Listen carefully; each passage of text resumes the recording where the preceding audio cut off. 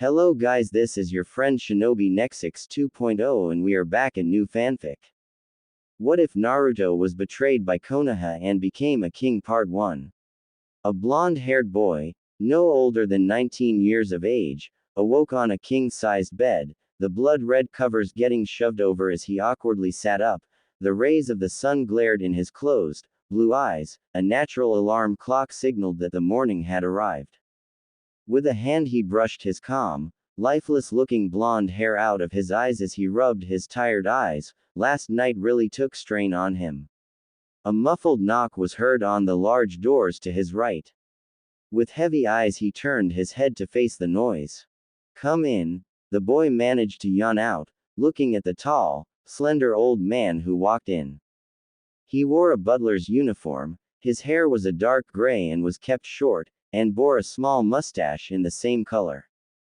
His name is Mitsuhide Tsunaka, and is the head servant within the palace walls, overseeing the events, which take place in its walls. He was also a close confidant to the boy, and is completely loyal towards him.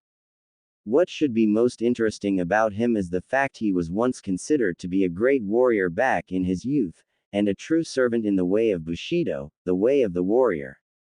He was once a member of the Bushido Seven, a group of samurai which were renowned for trying to keep the chaos contained in the West countries and protect the innocent from the wars, but he is now the only survivor. Now he uses his knowledge and experience to help train the boy in the arts of war, which proved to be vital during his campaign. "My apologies if I woke you up, Your Imperial Majesty," he spoke in a clear, aged tone. "Did you sleep well?" The boy just chuckled in response. "Not really, Mitsuhide-san. My head's still spinning from that late-night party," the blonde replied as he slowly got to his feet and, after a stretch, walked over to the large wardrobe in the corner of the room. Upon opening it, he grabbed one of his many highly decorated white suits, which was complete with a double blazer, white pants, a white long-sleeve shirt and a white tie to match. On his feet he wore white trainers. He grew out of sandals and found shoes too uncomfortable for him. He had golden shoulder boards fixed to his shoulders, and had an embodied sash running from his right shoulder to the left side of his waist. He then walked over to the wooden screen, which was placed next to the wardrobe. "Well, Your Imperial Majesty, yesterday was a big event, as it was the second anniversary of this empire's unification." "Ah yes, the unification of the Western Empire, known throughout the elemental countries as the Empire in the West. It all would never have happened if the current emperor, the young boy, were betrayed by his home. Naruto Uzumaki Namikaze, the founder and first emperor of this empire. Time was kind to Naruto, for he no longer looked the idiotic young boy he once was, but instead a tall and proud young man. Gone were the whisker marks that told the tale of his previous fate, and his hair was no longer spiky, but calm and lifeless. How did it all start? It began when he successfully retrieved the last Uchiha, Sasuke Uchiha, back to the village hidden in the leaves, also known as Konoha. However, despite having been incredibly loyal to his home, he was rewarded with scorn and banishment. The reason? Releasing the nine-tailed fox and the attempted killing of the Uchiha. Now this didn't hurt him. In fact, he was glad to be away from the spiteful village, but what hurt him was that everyone he thought he could trust, everyone he thought was his friends and family, betrayed him. Tsunade had scowled him for the injuries Sasuke had received, despite being personally injured himself. His sensei, Kakashi Hatake, had left him to rot. His teammate, Sakura, had shunned him, as did the entire Rookie Nine, and most of all, Iruka, his big brother, and Jiraiya, his godfather. Only Tsuki and Ayame remained his friends, but even they couldn't help due to heavy pressure brought onto them. The only other person who never truly betrayed him was Hinata. In fact, she confessed her love to him only before his banishment. It hurt him to know he could now never return her feelings. Soon after he left the village, word got out that Tsunade had told the whole village of Naruto's dark secret, and so he was sure she would hate him as well. But he soon realized how blind he was when he was out of the village for good. It was like the wool had been removed from his eyes, he could see clearly. Now, compared to popular belief, he wasn't the idiot he made himself out to be. It was a mask, a self-defense mechanism to use against the villagers who hurt him over the years. Now he had no need for it, and so he was free. He also found out his heritage before his banishment. How? The small scroll that appeared mysteriously in his apartment. He could remember how shocked he was to find out he was the son of the fourth Hokage, Minato Namikaze, and it strengthened his hatred towards Konoha. How much more had it kept from him? The scroll also contained the family fortune and the scrolls of his father, including the art of seals, which now he is a master of. But it was his mother's scroll which he was deeply shaken at reading. Not only did she herself hold the Kyuubi when she was alive, but she was also related to the former daimyo of Whirlpool Country. This shook him to the core. He was practically royalty in terms of where he came from, but instead he was treated like dirt. What hit him hardest, however, was finding out that Madara Uchiha was the one who sparked everything of, even having had a hand in his mother's demise. For making him lose everything before he even had it, Naruto swore revenge. But he wasn't alone on his travels. The very demon inside of him was his only true companion, and had a close relationship. Ironic that the demon was the only one he could truly trust. Naruto found out how the seal that bound him worked, and after a year of hard labor, freed him from his prison, complete with all 9 tails of power.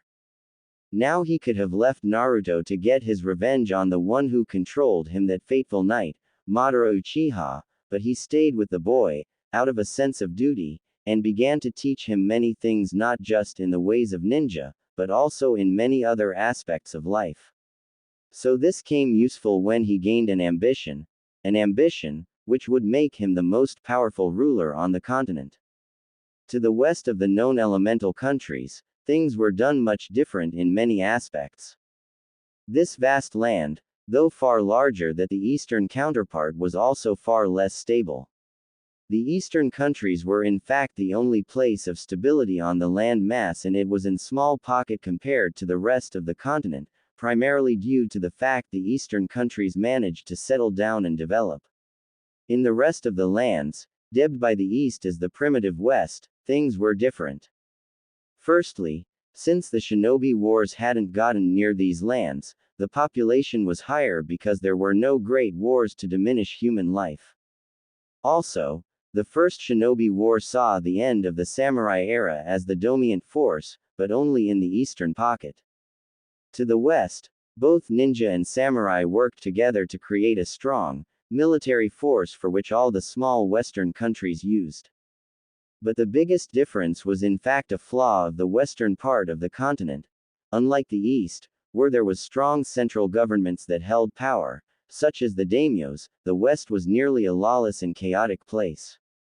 Countless local warlords rose up and took power away from the daimyos, leaving them powerless and without authority, and used their newfound power to terrorize and control the countries.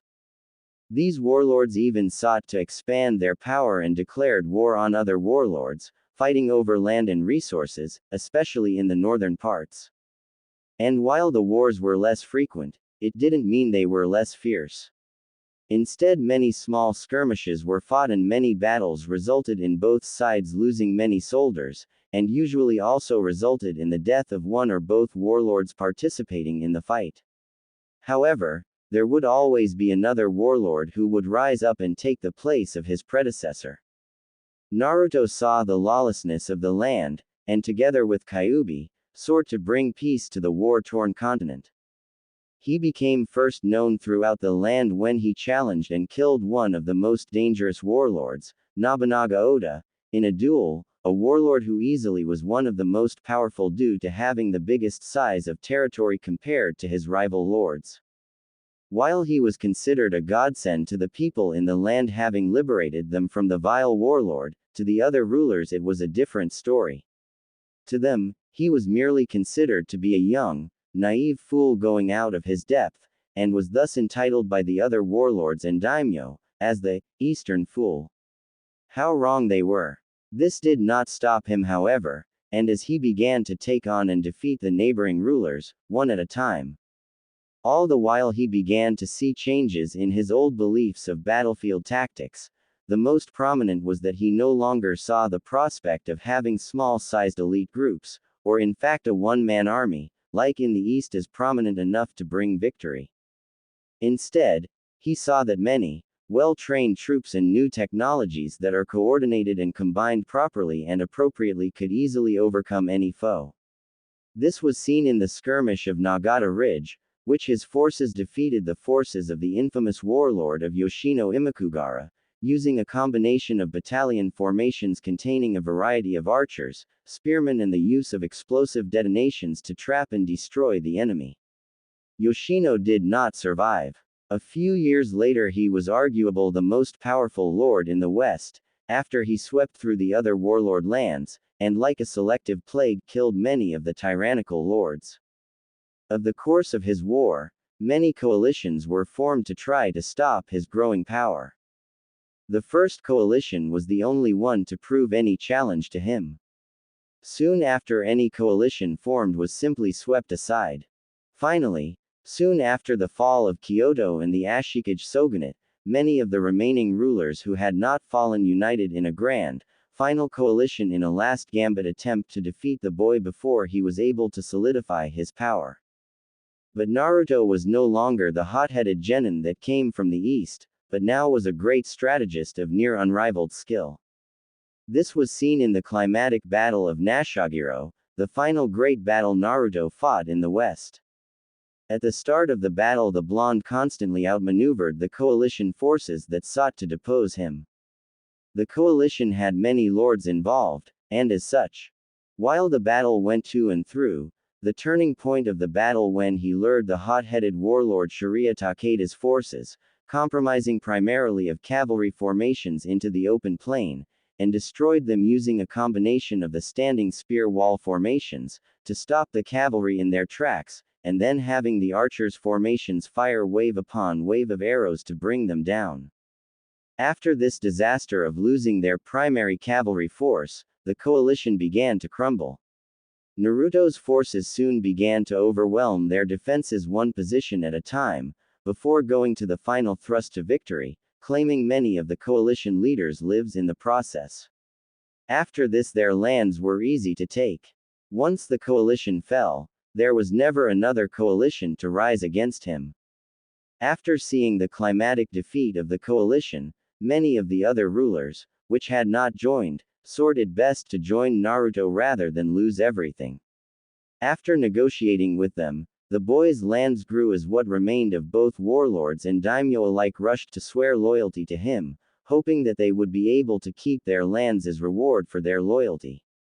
In the end, Naruto's empire stretched from the elemental borders to the western shoes, an extremely long distance. While several of his major victories did come from wars, it was his diplomatic tongue that was his greatest asset. He would use his skills of negotiation, taught thanks to Kyuubi, to not only diffuse situations and play one foe against another, but also to gain allies, then vassals, then retainers. This happened when Yasunaga Hattori and the Hattori clan became a close ally to him when he first rose to power. The Hattori clan were a ninja force unlike any other in the West. Their abilities, while made them feared, also made them targets by those who felt threatened. Soon after Naruto managed several expansions, they were under threat of the Takeda, who swore if they were captured, they would be killed. To survive against this, they accepted becoming a vassal to Naruto's power in order to ward away the threats of the stronger clans. It was when Yasunaga died that his son Hanzo took over, and he had his own clan swore loyalty to Naruto.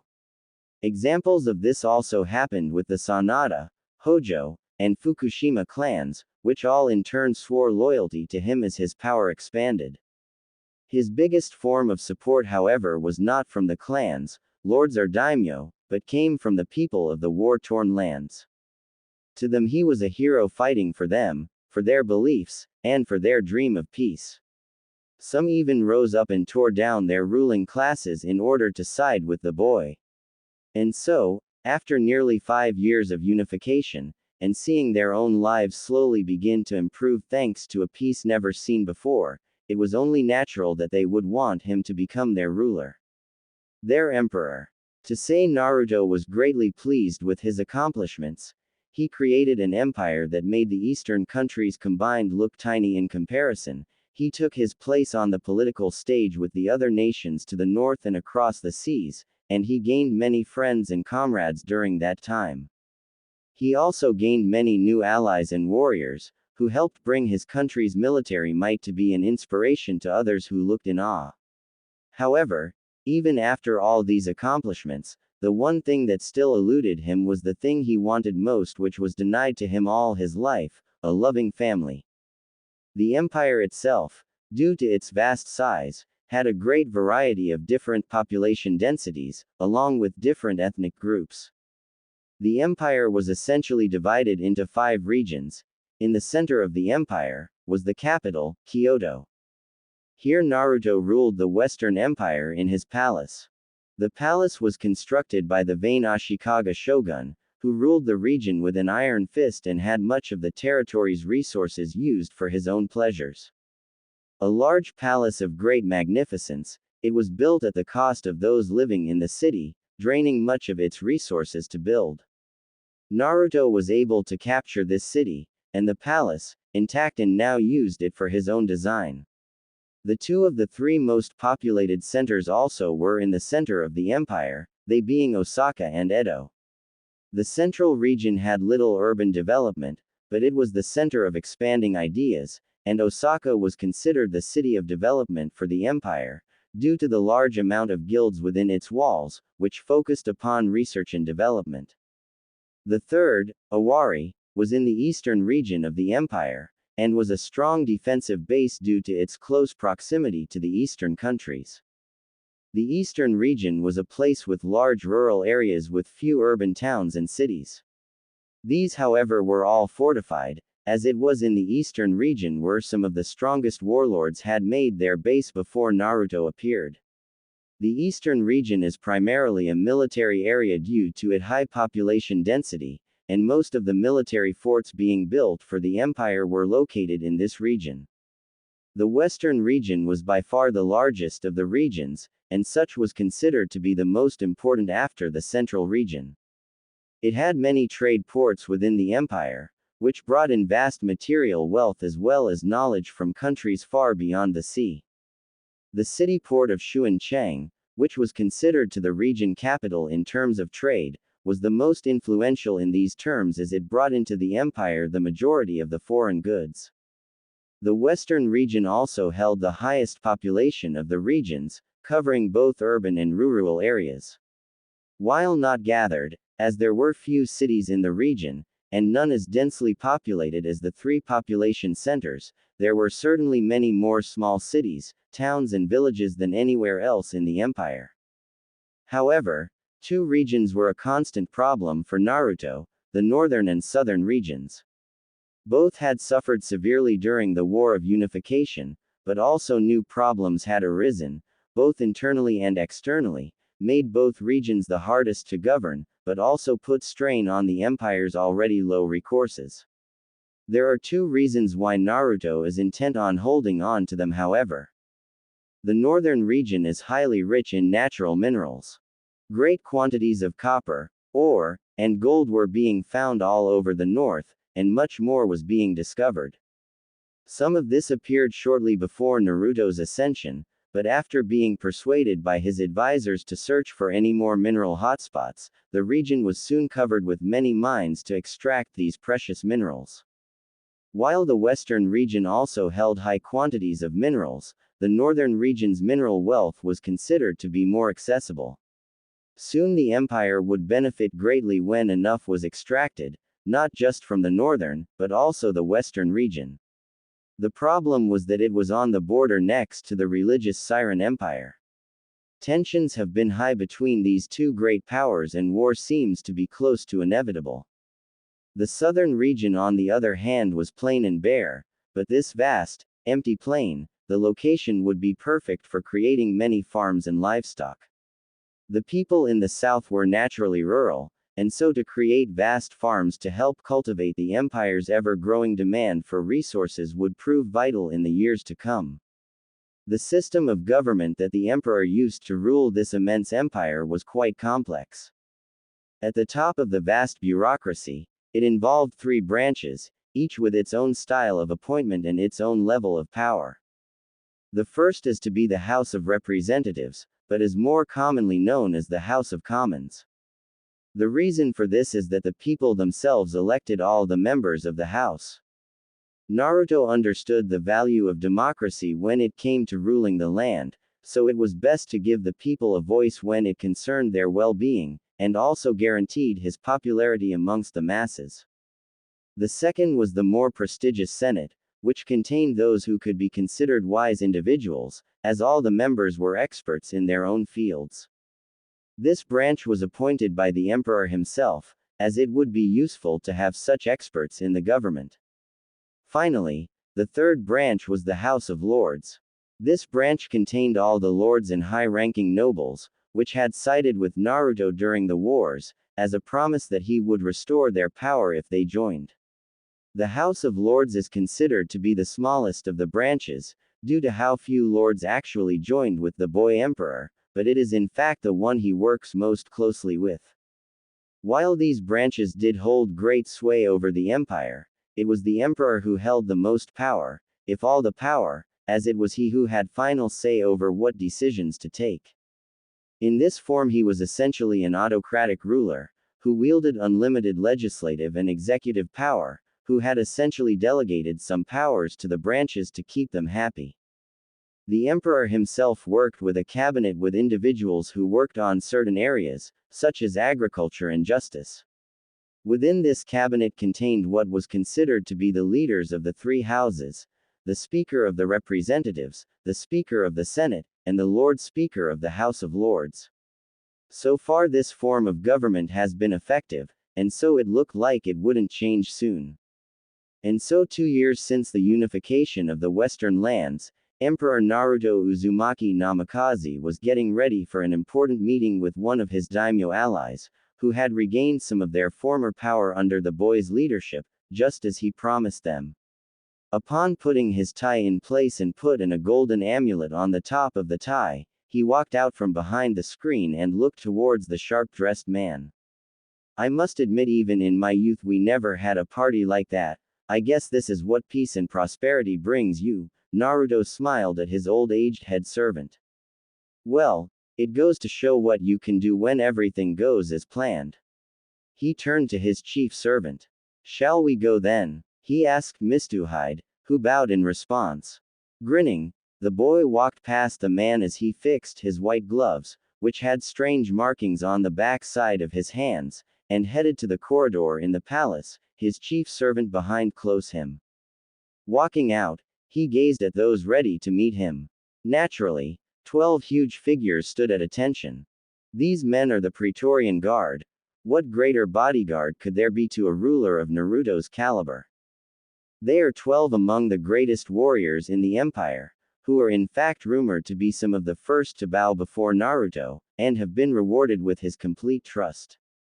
Armed with golden, highly decorated armor that has symbols of the eagle upon its surface, and are armed with both a halberd in their hands and a sword in its sheath, they are ready to take on any foe.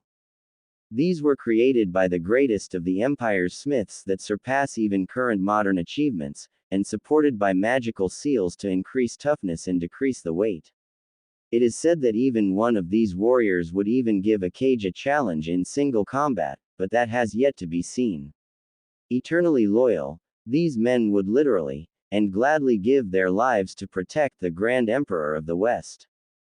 Also there to greet him is Lord Komei Ishida, the head of the Empire's civil service. He wears a bright white business suit that is trimmed yellow, with white gloves and black shoes. His hair is a short brown, along with his eyes. On his chin is a small beard, which is short, showing it hasn't been growing for long. Komei is Naruto's chief of staff and coordinator of the mass bureaucracy within the empire, which helps manage the mass flow of information. If anyone wants an audience with the Emperor, they have to speak to him first, for he is the one that helps organize Naruto's daily schedule. Even members of the government have to speak to him first to be granted an audience. Considered to be one of the most powerful men in the empire, Naruto trusts him due to the fact he has no real political ambitions. They, however, on their surface only had professional relationship. Privately, he has helped Naruto through many situations in dealing with the often divided government. He bows his head in respect to Naruto. "Your Imperial Majesty, how are you this morning?" he asked, raising his head to see Naruto with a smile. "Fine, Lord Kome Dono, so what's this day's agenda?" Kome handed Naruto a piece of paper, which essentially showed him of what is going on today. The first order of business is the meeting with the lords of the northern region. Naruto was glad this was to be dealt with first. When the Western Empire came into being, the neighboring Siren Kingdom to the north, seeing this new empire as a threat, has been launching raids to disrupt the northern provinces, but also to try and get at the resources being discovered. Though significantly smaller than Naruto's empire, they were proving to be a thorn in his side. Any attempt at trying to come to terms with the Emir, the ruler of Siren, has failed. Naruto was afraid that soon, if these raids were not stopped, it could spill into all-out war. As large as the Western Empire was, it was not ready militarily, economically, or even culturally ready for another war. This meeting with the northern province lords was to hopefully find ways of strengthening the borders, as 2 imperial legions had already been directed at the north to try and gain a measure of control on the situation. It was obvious to many people in the top of the empire, including the emperor himself, that the only thing at the moment keeping the empire safe was its size. Far bigger than any nation, and even combined it would still be small. The size of the empire gave of a feeling to invincibility to the rest of the nations. However, if they knew what exact was happening within the sense of power would diminish. While the economy was stable, and growing quite exponentially, it was relatively weak when considering the size of the empire. The economy would have in fact been dismal if it was not for the fact that many of the daimyos hadn't surrendered to Naruto. While this created a problem in regulating the provinces as it would require new appointments, the fact is much of the land's wealth was now in Naruto's hands, and not in the pockets of the individual provincial lords. Due to this advantage, he would be able to spend it when it would be most needed. Adding to this, work still had to be done on both the infrastructure and the empire integrity. Even after a few years of unification, things were rocky at best. Furthermore, the military strength of the empire was currently feeble. When local lords or daimyos had armies, it was primarily made up of ashigaru, or peasant soldiers. Only few samurai were actually seen on the battlefield, and there was a major difference between a peasant with a spear and a trained soldier with a katana. As such, the emperor has attempted to train a properly standing force that consisted of trained samurai over ashigaru forces. However, to train an army vast enough to protect an empire as large as the Western Empire would take a great amount of time and resources to create. Overall, while it looked formidable, the Western Empire was in a relatively vulnerable position, and would remain so for some time till it began to bear the fruits of the people's labor. Then it would become the power it is rumored to be. Before Kome could continue to talk about the schedule, however, a voice rang out through the halls of the imperial palace. "Your Majesty." Naruto turned his head to see another dressed man running towards him. He was clean-shaved and had short black hair. "My apologies for interrupting your schedule, but there is a long white-haired man who wishes to see you. He says it is urgent." Naruto signed in annoyance. He turned to the other man next to him. "Tell the lords of the northern provinces I will be slightly late for the meeting." The man bowed and walked off to perform his duty. The young emperor walked with the other man down the long hall to see whom this stranger was, and what he wanted that was so urgent. "Did he say who he was?" he asked inquisitively. The man shook his head. I am afraid not, your majesty, he replied. He only said he was from the eastern countries. I think he said it was fire country, and he was here on goodwill. Naruto stopped in his tracks, causing the servant to turn around. Is there something wrong, sire? He asked. Naruto's features darkened. If this man was from fire country, then there was a chance he came from that place. We shall see, he muttered to himself. They proceeded to continue walking to where this man was, followed by Kome and the 12 guards. Finally, they reached the doors to the guest room. The man walked to the door and grabbed the handle, opening it for the blonde. Upon stepping into the room, he saw a long-haired man wearing red, his back turned as he stared out the window. Hearing the door open, the figure turned, and smiled at how he saw. Hey there, brat, how's it been? Naruto's eyes widened in shock as he recognized the voice. Before he gave the man a heated glare, his voice filled with both anger and hate as he growled out the man's name. The glare told the members of the Praetorian Guard that this man was trouble, and readied themselves against him. Jiraiya. Naruto was usually a patient man. When he played the long wars for unification, he forced himself, with the help of his old friend Kyuubi, to learn the value to patience. Thanks to this long patience he now has, it helped him greatly in his war. Now he was a man who rarely lost his temper to anyone, or even lashed out when something took too long, like in his genin days. But even that long-gained patience was lost when he looked at the man that used to be his godfather. It showed that when hate runs deep, it could make your patience quickly disperse. Thinking back, he realized this is how Sasuke must have felt with Itachi. Naruto stared at who was meant to be his godfather with absolute, burning hatred in his eyes. This man, the same man who had betrayed him 7 years ago, had forgotten his promise to his father Minato, and now had the shocking nerve to just waltz into his palace, and call for him, when he had other, far more important, matters to attend to. Jiraiya on his part looked deeply unnerved at the killing intent being directed at him by the young boy. He began to squirm uncomfortably and had looked down, trying not to look into the boy's eyes that told him he far from welcome here. That and the fact that 12 large men in armor, pointing their weapons directly towards him, also brought that belief of being unwelcome home. What are you doing here and what do you want? I would advise you speak quickly, for I am a very busy man, the blonde managed to say through gritted teeth. He really didn't want to waste his time on this old pervert who abandoned him all those years ago. Naruto, please let me explain. The old man tried to reason with the boy, only to have it backfire in a spectacular way.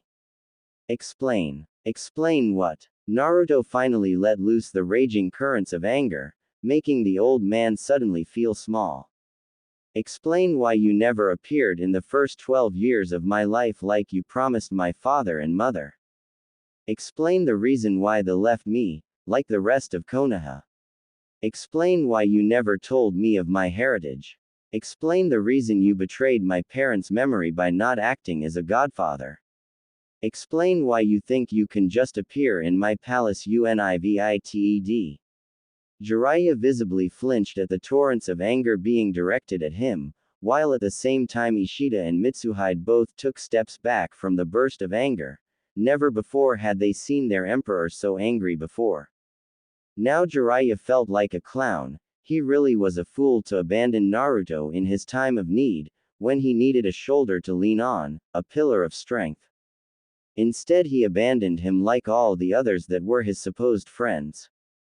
Now he was paying that price right now with a less than even a neutral welcome, and he wouldn't be surprised if he had to fight his way out. Looking at the 12 men in golden armor, he paled slightly, knowing it would be a difficult task. He watched as Naruto, with his anger dispersing, calmed himself, fixed his tie and straightened up. Then he noticed the cold, blue eyes burrowing into his own, before lowering his gaze. How did you find me? He asked in a very calm voice, his face looking down, and his hair covering his eyes. Believe it or not, you are quite well known in the eastern part of the continent, even though your name hasn't been revealed yet.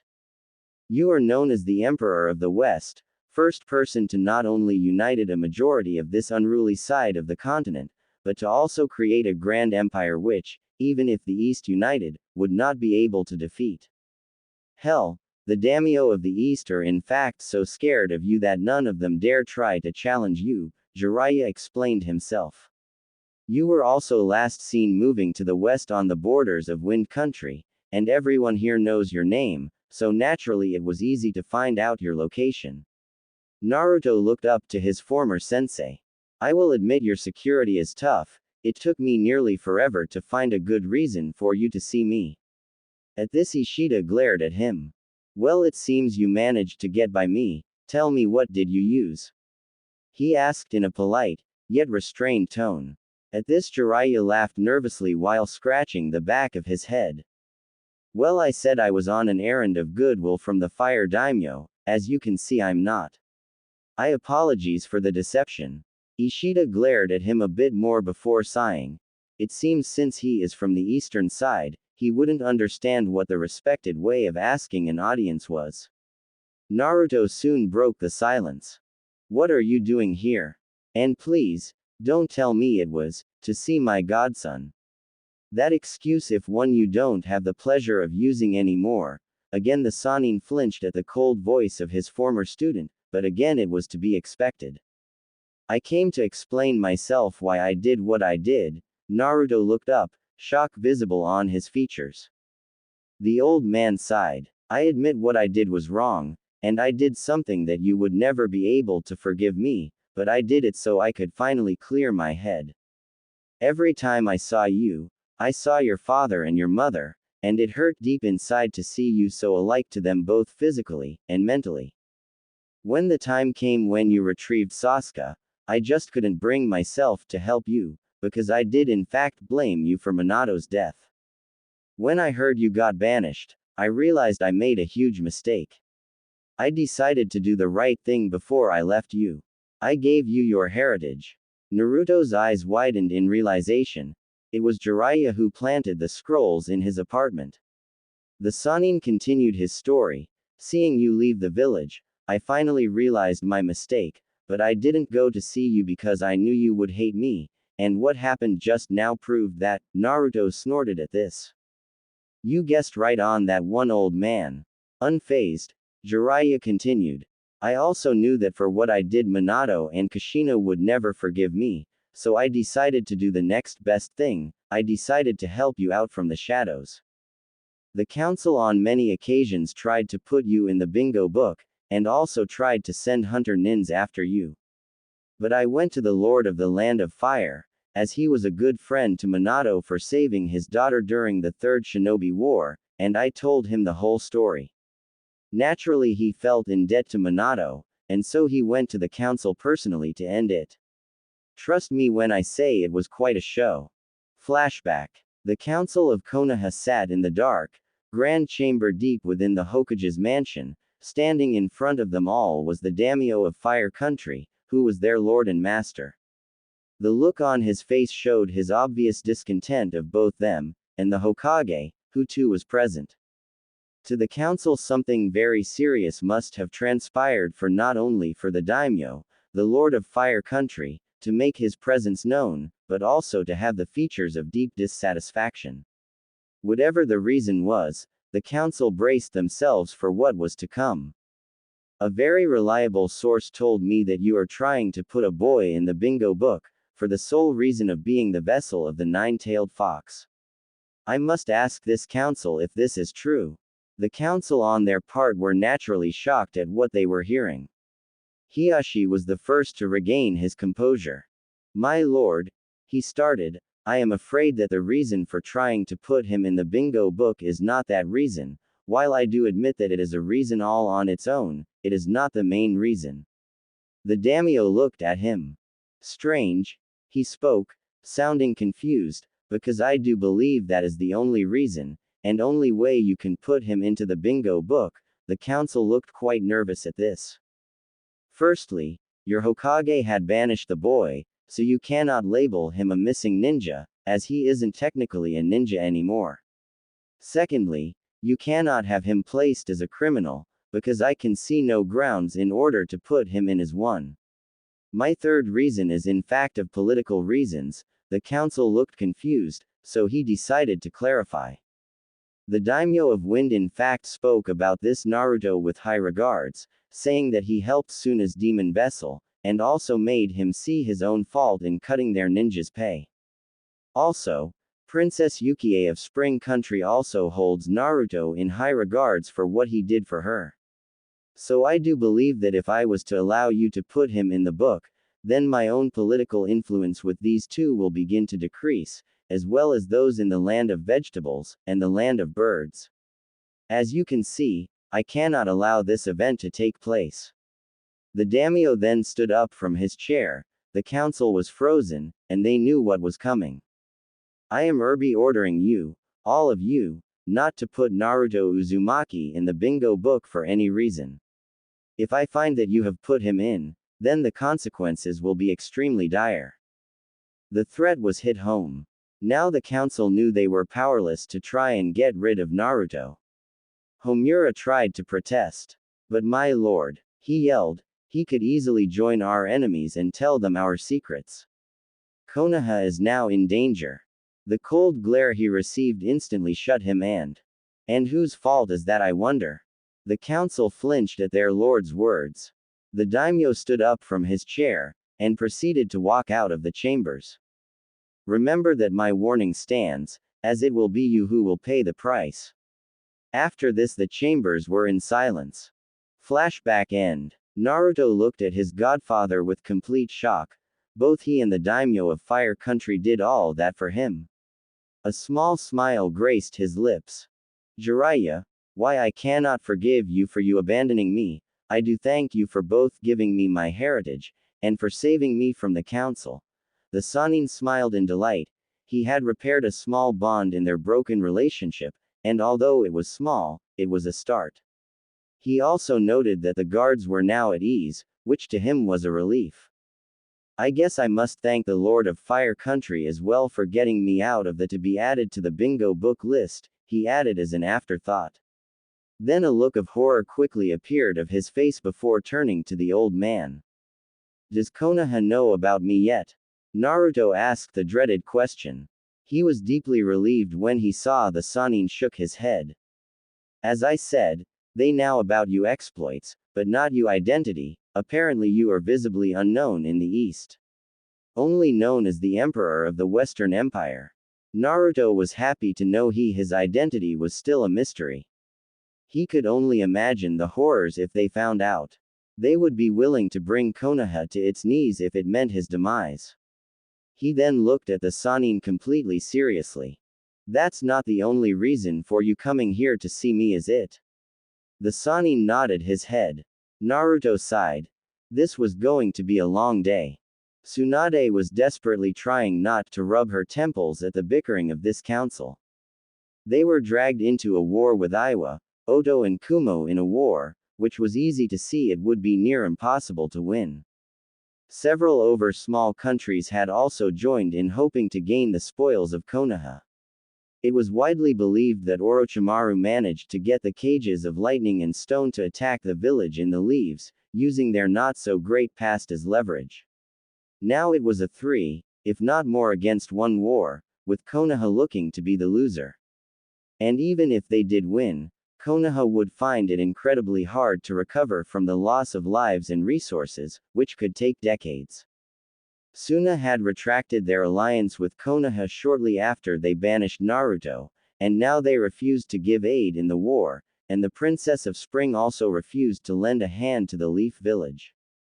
Bird and vegetable countries also cut their ties with Konoha, and when Wave Country finally paid of the debt for what was meant to be an A-ranked mission, they closed their borders to Konoha. Mist was also unable to help due to the fact they were still recovering from the civil war they suffered from. Needless to say, the rebels won. Because the third Hokage didn't support them in any way, they didn't consider it necessary to aid Konoha. Now Konoha was alone, and they needed an ally if they were to win this war and get out well. At this moment that seemed impossible. But that wasn't the complete story, as it seemed that multiple daimyo of the foreign lands were converge of the land of fire, and take its recourses for itself. If this rumor was indeed true, then there was no way of winning this war. Orochimaru must have managed to enlist their support. Because of this, the Fire Daimyo was powerless to help them as this new coalition, called the Northern Alliance, was about to converge on the land of fire. This was a clever tactic on Orochimaru's behalf, as now the daimyo's lands were threatened, he was less inclined to send reinforcements to Konoha. They had been outmaneuvered time and again in this war. They had lost the political battle, now it seems they were going to lose more than that. Tsunade finally had enough of the loud noise that filled the chamber, the arguments that filled the air. She raised her fist high above her head, and then slammed it down onto the stone table, causing a crack to appear. The loud noise easily gathered the council's undivided attention to her. The council was made up of the main clans of Konoha, and the Hokage's personal advisors. Sasuke Uchiha was now a member of the council as well, but ever since his little betrayal to Orochimaru, he hasn't been completely trusted by any other of the members. Now does anyone have any reasonable solutions to this problem? We need an ally, a strong one if we are to win this war and survive in relatively good shape. Tsunade stated. Danzo nodded his head in agreement. While he disagreed many times with Tsunade in the past, now was not the time for divided government. The Hokage is right, if we are to get out of this mostly intact, then we need to get another force involved on our side if we are to turn the tide to our favor, credibly a force strong enough to turn the tide. Inochi shook his head at this. He, like all the others, knew that there was a major problem. But who will aid us? He asked. Suna tore up the alliance with us to shreds when we banished Naruto Uzumaki. Following that, Spring Country has become very cold to us, as well as Wave, Bird, and Vegetable countries, not counting the other smaller areas which the boy made an impact with. Furthermore, Mist has no reason to aid us, so they won't. Come to think of it, I do believe that banishing him was the worst mistake we have made since Konoha's founding. It had brought more harm than good to us in the long term. Sure, we no longer have to worry about the Kyuubi coming back to terrify us, but at what price? Hell, the Kyuubi even may appear again right before us if something happened to Naruto.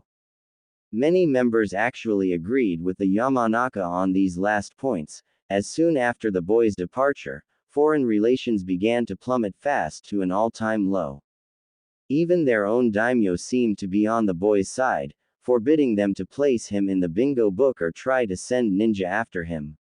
Jiraiya also seemed to be supporting the boy also, as soon after he left, the Sannin left too, never have they heard from him since. It seemed that the whole world was against the village for what they did to that one boy. I still say the third should have allowed me to make him into a weapon, that power would be greatly useful by now, Danzo stated. Tsunade narrowed her eyes. Damn, she had been foolish in banishing Naruto. Being pressured by the council, as well as the anger by the villagers to how Naruto handled the retrieval of Sasuke, Tsunade's hands were tied. Part of her originally believed that if she banished Naruto, then waited a few years before recalling him, everything would have calmed down by then. Turned out not to be the case. In desperation, she resorted to informing all of them Naruto's burden, hoping the younger generations would have stood by him by understanding his burden. How wrong she was. No sooner had she told them all, they all turned on him. Now, because of her mistakes, she not only lost her surrogate grandson, but also caused his former friends to hate him. She never felt so old in her life, causing the ultimate betrayal of trust. I have an idea, it's crazy and no, but it may be our only hope. How about trying to bring aid from the Empire in the West? Everyone turned to the one who spoke, it was Sasuke Uchiha. While people may not believe it, he regretted his actions and was even trying to become Hokage, in memory of the person who tried to help him, Naruto Uzumaki. Hope that one day he could see the blonde once more, and try to help him in any way he possible could. Koharu smiled at the suggestion. It became well known throughout the east part of the continent. A young boy within 5 years conquered the vast lands of the west, which were separated by the vast mountains that go between the two parts, and in fact became the first person ever to be able to unify a vast amount of the continent, and in a brilliant record time as well. While they knew little about its military strength in detail, they did know that its army was easily the largest in the continent, and had some powerful warriors in its ranks.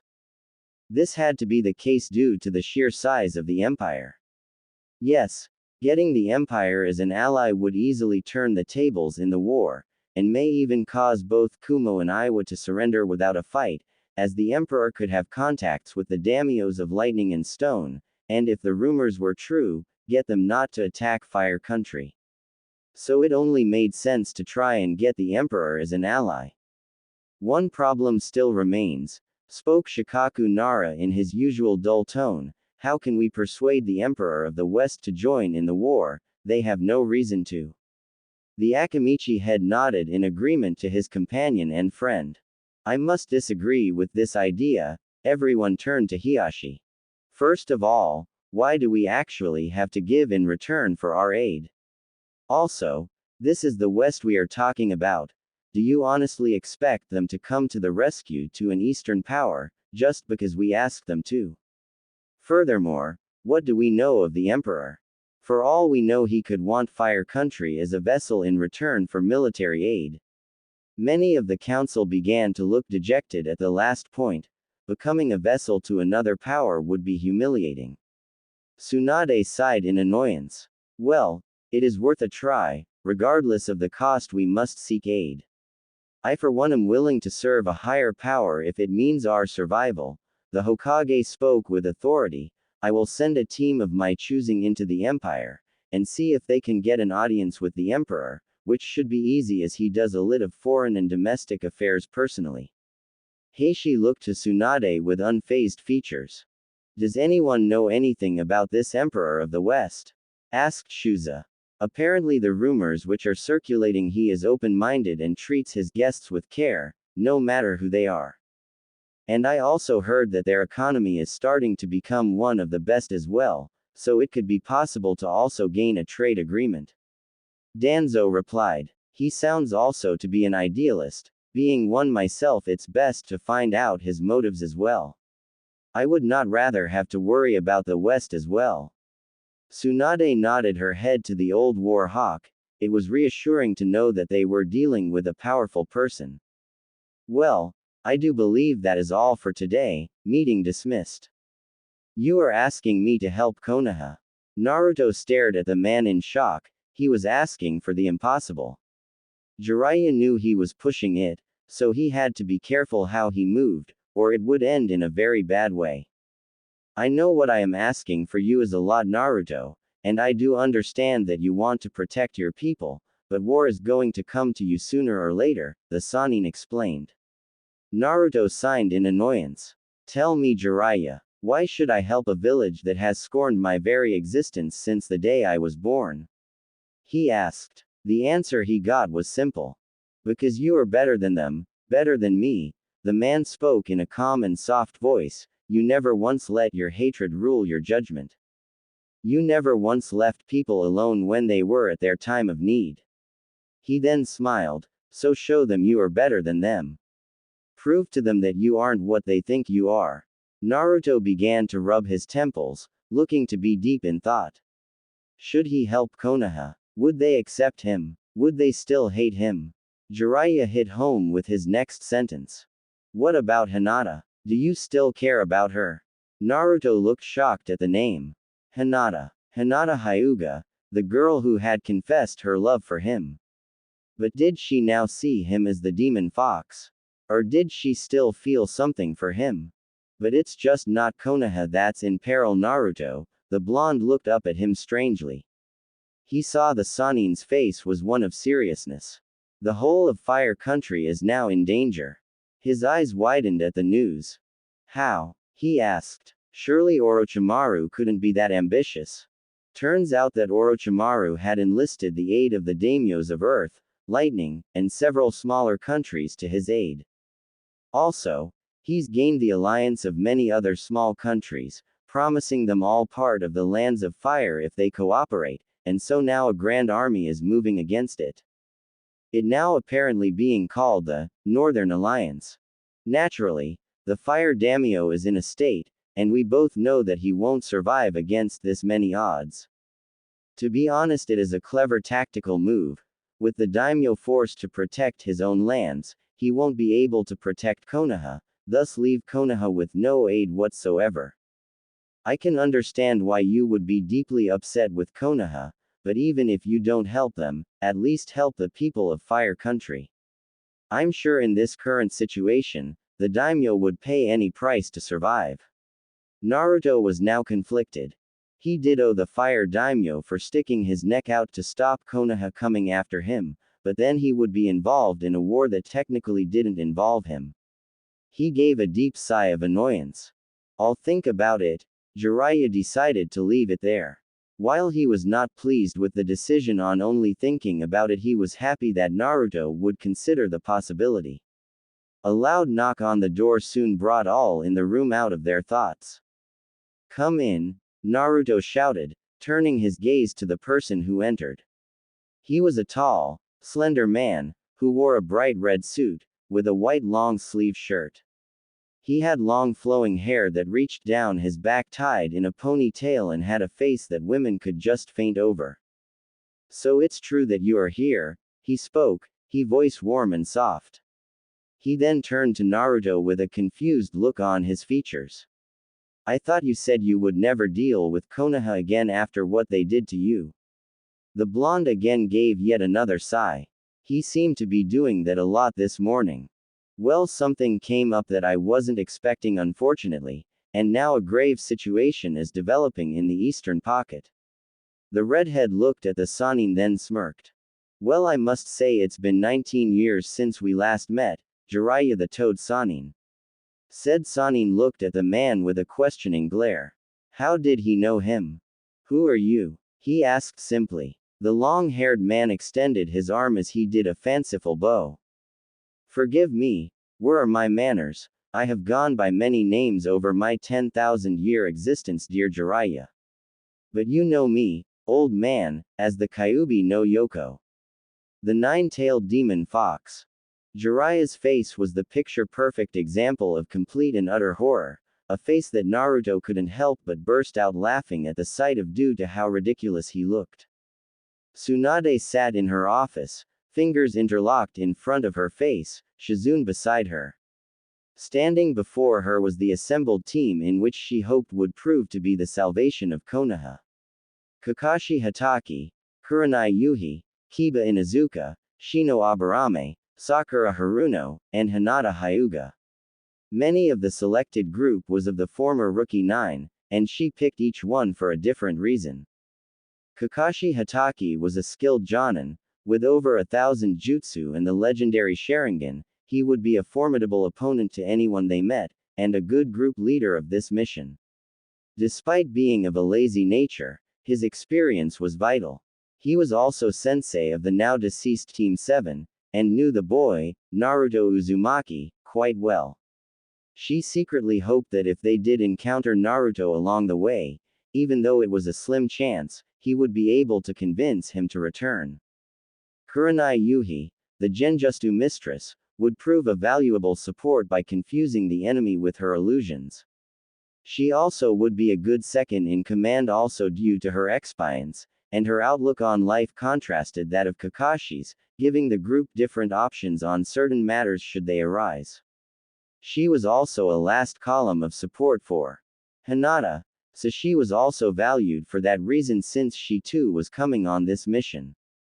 Kiba Inuzuka and his partner Akamaru were a deadly double team, and being the rank of Jonin also showed his skills. Should the group encounter any trouble, he would easily be able to pull them out. When she told everyone of Naruto's dark secret, he was one of the first to turn against the blonde. Now she wished she hadn't had done it, as if they even got Naruto back, he would receive a less than warm welcome. Shino Aburame was also a very skilled Jonin, having being good a reconnaissance made him needed should they run into trouble. His calm demeanor would be an added bonus to the group if situations heated up too much. Sakura Haruno, the best medic nin ever to be produced, even in Tsunade's prime she couldn't achieve what her apprentice had done. So it was only natural that she takes this mission. Like Kiba, she despised Naruto, not for being a demon, but as danger that needed to be eliminated. Again she wondered if it was a good idea to tell them his dark secret. Finally, Hinata Hyuga was put on the team for a very special reason. While she was only a chunin, her diplomatic skills were second to none. So if the emperor were to decide not to aid the village, then Hinata would do her very best to persuade him to reconsider. She was the only one out of the rookie 9 to miss Naruto, and finding out his secret only strengthened her love for the blonde. Love really is a special thing. The reason you are all here is because you all will be going to the Western lands, to go to the Western Empire and try and persuade the Emperor to aid us in this war. The assembled ninja were deeply surprised. They were going west. None of them had any knowledge of the lands, so this was a complete new adventure for them. You all have been entrusted with this mission because of your skills. You must do everything you can to make him join the war as our ally, or we will lose this war. The future of Konoha hangs in the balance, so you must not fail. Tsunade spoke with a very rare seriousness, which made all present understand the situation better. They were to try and get an empire into the war, or Konoha would surely fall. Naruto rattled his head furiously as he attempted to face his most difficult challenge to date. He sat in his private study within the palace so he could deal with this problem in peace, his guards outside to make sure he was not disturbed. No daimyo, demon or any other situation in the past was as annoying as this, yet he refused to back down. It was the bane of all rulers and it would continue to be so for the next 1,000 years until a proper solution was found, and could now understand what frustrated old man Sarutobi the most in life. Paperwork. Lots of it. Yes, ruling a big empire had its drawbacks, especially when Naruto preferred to check a lot of important things himself. His inability to delegate important matters to others came at the price of having a bigger load than one would expect. Within the pages contained reports of various matters, from cabinet briefings, meeting requests and regional industrial reports, to economic reports, various military affairs and even research into new subjects. Some were daily, some weekly, others were monthly, and on the obviously rare occasion, yearly reports were given to him. Naruto sighed in annoyance. Often he wished he could trust people more, but betrayal after betrayal in his early youth left him disillusioned. Thank Kami he had been able to trust Lord Kome Ishida as his chief of staff. This really took a lot of the workload of him. With Kome dealing with the bureaucrats around the regions and the capital, and was able to decide which matters required his personal attention. He shuddered at the prospect of also having to do his workload as well. He stalled his pen. Was he becoming paranoid? He did use the Hattori ninja clan as his personal assassins. Thanks to Hanzo they all swore loyalty to him, and in the West they take loyalty very seriously, more so than in the East. While he didn't have to assassinate anyone yet, he felt if any trouble occurred, whether internally or externally, he had a force that could deal with the problem. The Hattori clan were the traditional ninja, and showed Naruto how much the Eastern shinobi had now lost the original meaning of what it was to be one. They were killers, plain and simple. They never used fancy jutsu or weapons, just dark clothes and simple tools to carry out their assignments. Thinking about it, it was scary to think that even the most powerful of warriors was as vulnerable as a child when asleep. And how well the Hattori clan carried out their assignments only made him more thankful for their loyalty. He also created his own secret police, the Ihei, the Sentinels. These men, under Lord Kazuma, were essentially his eyes and ears around the empire, finding out plots and events that if left unchecked, could hold major problems in the future. Using ancient techniques only known to their group, they were able to bend time and space to essentially go invisible, become invulnerable to damage, and even teleport over long distances. He met this force shortly before becoming emperor. They were looking to put their abilities to the use of someone worthy of them. The agreement between them was simple: they would serve him loyally, if he would not try to find out the secrets of their techniques. Naruto didn't see the problem in this. After all, everyone had secrets that they guarded jealously, and accepted the terms. He hasn't regretted it since. His mind wandered back to the east. Ever since Jiraiya informed him of the situation, he began to wonder if he should do something. Of course, there was no reason for the Empire to go to war, as they never had any relations in the East at all. At the same time, the Fall Fire country could easily disrupt the balance of power between the shinobi forces. What if they decide to Suna of Mist next? Kyuubi taught him that the best way to keep your enemies under control is to have them fight amongst themselves, weakening each other in the process.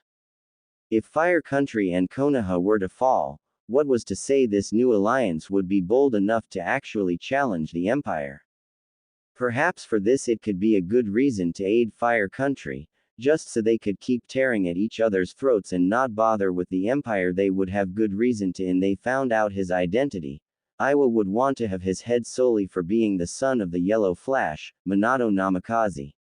Also, Orochimaru wouldn't have forgotten about their past bouts, and so would most probably want to strike first at him before he could do the same.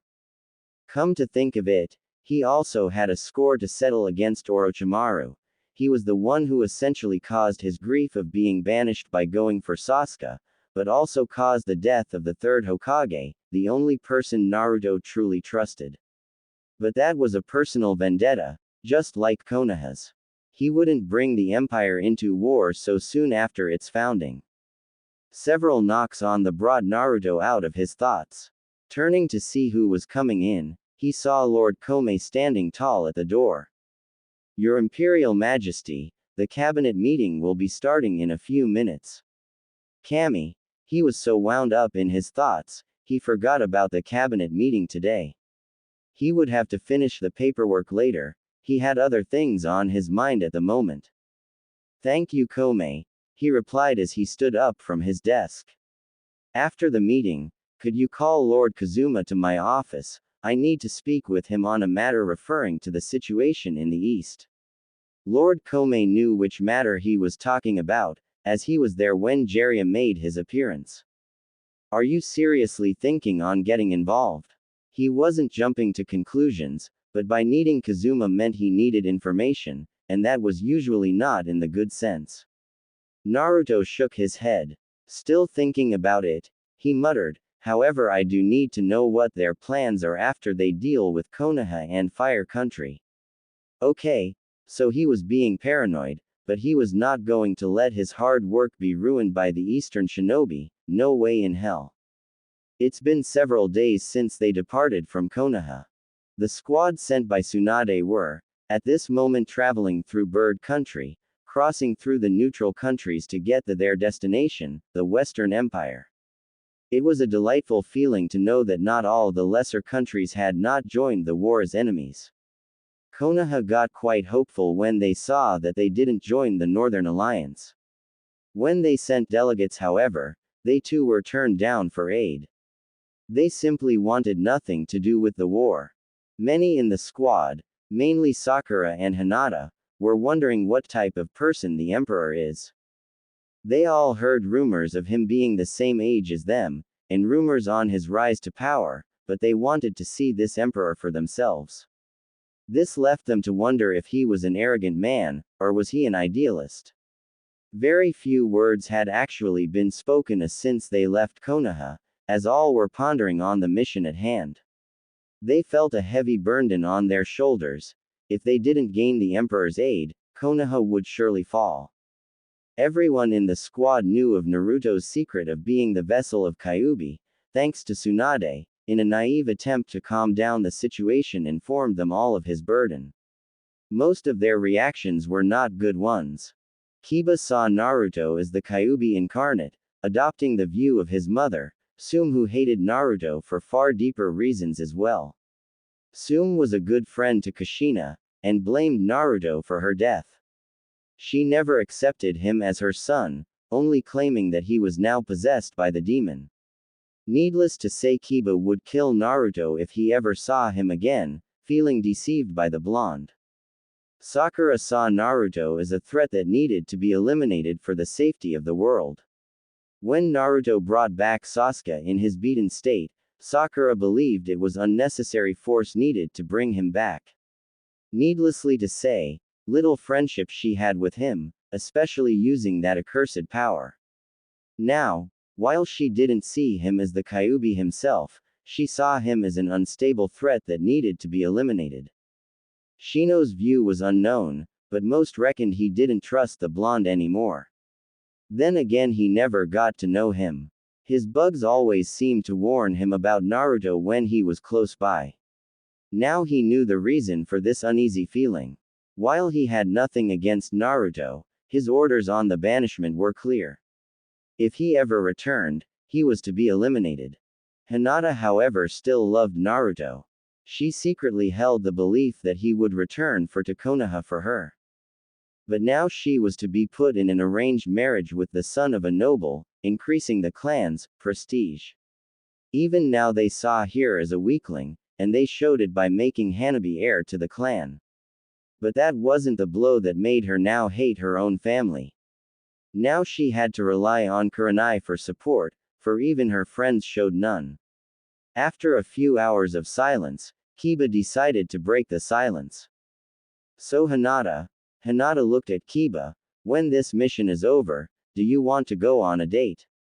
He asked, more like pleaded with Hinata. She shook her head. Sorry Kiba, but no thanks. At this, Kiba looked very angry. He knew the reason for this. Why do you still hold feels for Naruto? He yelled in anger, causing Hinata to flinch at the tone. I don't understand you, Hinata. He is the Kyuubi for Kami's sake. Why do you hold feelings for that demon? Kiba, stop it. Kurenai spoke with a bitter voice. She couldn't believe that Kiba could be so blind. Kiba luckily settled down, but still looked quite irritated. But Sakura started up next, trying to make Hinata see reason.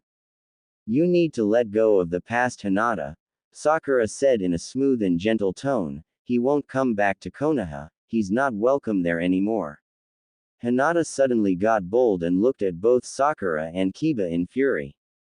The only reason he is no longer welcome is because you all betrayed him, some friends you all are. At that, everyone visibly flinched at what she said. She was right, they did what Kakashi said was worse than trash, they abandoned a comrade. Before Kiba could retort, Kakashi jumped in.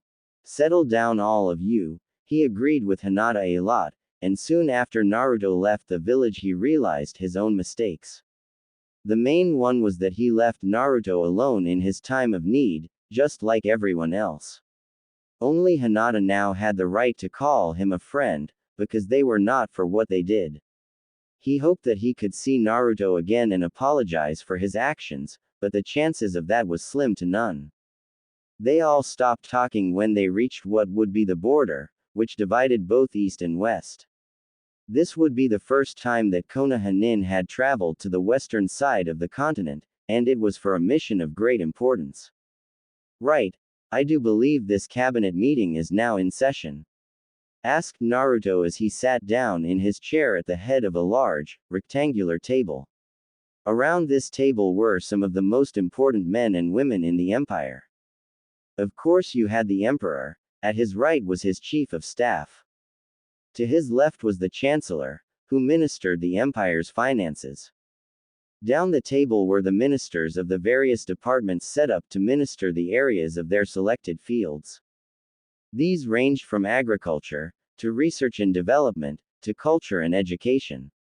Also in the group were the representatives of the three houses. Behind him were Kyuubi, and the members of Naruto's advisory council, 5 members wearing purple robes and headwear who helped to give the emperor a range of opinions when he asked for it. Flanking the room was the Praetorian Guard, all 12 of them. Some of the more notable members of the cabinet included the Minister of Defense, Old Man Yoshimoto Niseki, who was essentially the head of the army after the emperor himself. Dubbed the Old War Hawk, Naruto found his style very similar to that of Danzo back in Konoha. While he always believed that might was right, he was loyal to his cause. In many cases he looked like him. He had an eye bandaged over and his left arm is missing. This ideology, compared to Naruto's negotiation first strategy, often came to disagreements, especially when dealing the Siren Kingdom. But it is when war is the agenda for both that he considers him a valuable ally.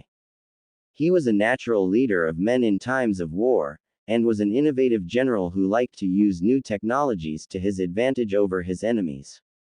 When Naruto and Yoshimoto faced each other for the first time, Naruto was close to suffering a catastrophic defeat.